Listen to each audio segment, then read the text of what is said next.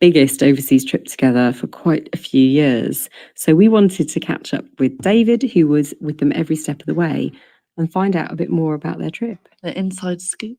David, thank you so much for making time to pop in and see us again. You've had an incredibly busy few weeks.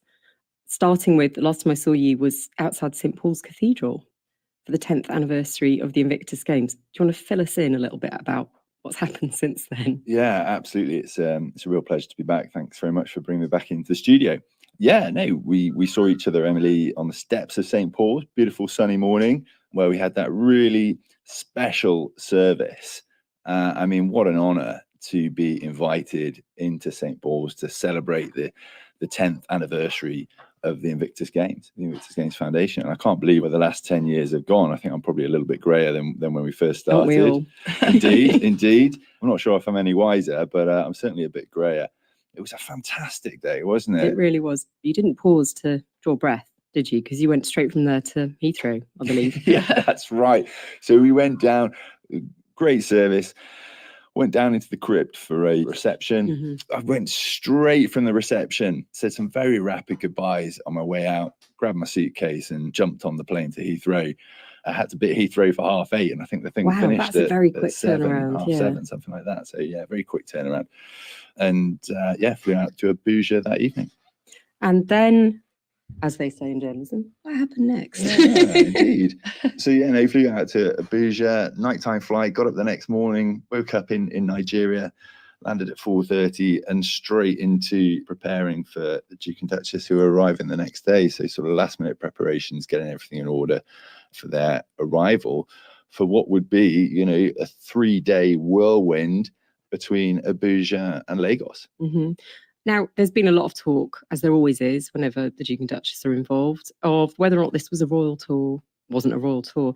For context, it was around the Invictus Games Foundation that this whole trip came about. We talked about this earlier, and obviously that Meghan has this Nigerian heritage. So the two things sort of came together, didn't they? Yeah, absolutely. I mean, look, who's to say? I mean, it wasn't an official royal tour. No. He's a private citizen. He was there by the invitation of the Chief of Defence Staff, but he's still a member of the royal family. Yes, so look, we can play with It's semantics. splitting hairs. Yeah, we can split hairs or whatever, hairs. and that's not my position to do so at all. But he was there by invitation of Chief of Defence Staff.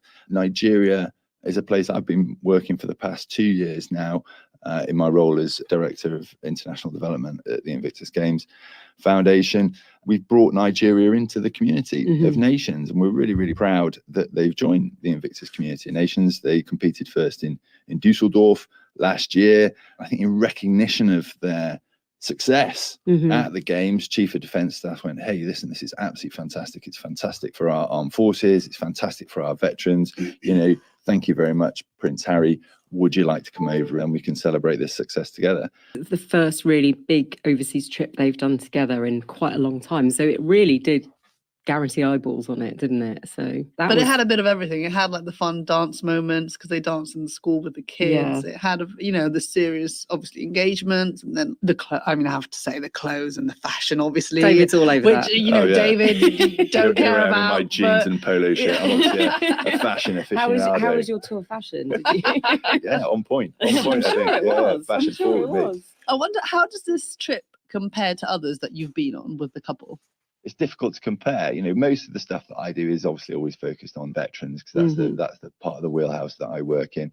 As other trips have been focused on veterans as well, where it's been with Invictus Games or what have you, it's been a resounding success. It's very, very serious. And then we went to see Nigeria and Concord about the guys who are sort of a bit further on in their recovery journey. And then later on in their visit, there was that incredible announcement about the Invictus Centre that they're now planning, this incredible sports recovery facility that they're now planning and will hopefully breaking ground very soon. That narrative arc is just really encouraging for someone like me, who, as I say, this was just a jerk of an idea 2 years ago. Yeah, you must feel so proud. And there's a power in these tours. There's a power in these visits. And I think it draws down to sort of like, what's the role of a modern royal? What's their role in today's society? And from my perspective, it is to use their positions of influence to catalyze to be a force for good Mm-hmm. and to maintain positive change and support activity that helps others, whether that's in Britain, across the Commonwealth, or around the world. And they've got a duty and a responsibility to do that. Mm-hmm. And I think that what the Duke and Duchess have proven on this visit is they're doing exactly that.